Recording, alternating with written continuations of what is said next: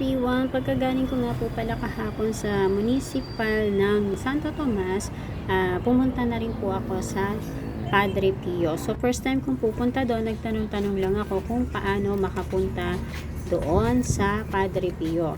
So ang sabi nga po ng guard doon, sumakay daw po ako ng Jeep San Pablo at bumaba ako sa San Pedro papuntang Padre Pio.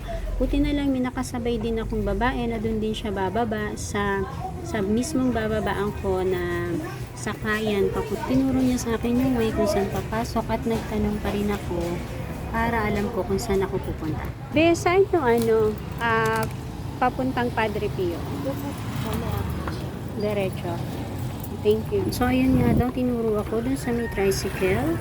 Doon daw tayo sasakay. Pero nagtanong pa rin ako dun sa isang manong kung saan yung sa sakayan. Kasi parang wala ako nakita yung tricycle. Kuya, saan po yung sakayan ng tricycle papuntang Padre Pio? Thank you po. So, ayun. Nakita naman natin kung saan yung sakayan. And ito, nakasakay na nga po tayo. At malapit na tayong bumaba sa Padre Pio. Diyan na. Tayo. Ayan, naglakad lang po ako pataas kasi medyo malayo pa ng konti. Pero pagdating ko may mas po dyan. Pero patapos na rin naman siya. So papasok na po tayo. Bukas po ang kasunod. So kung nagustuhan niyo po yung video ko, please comment, like, and share po ng video. And pwede din po kayo mag-subscribe. Thank you!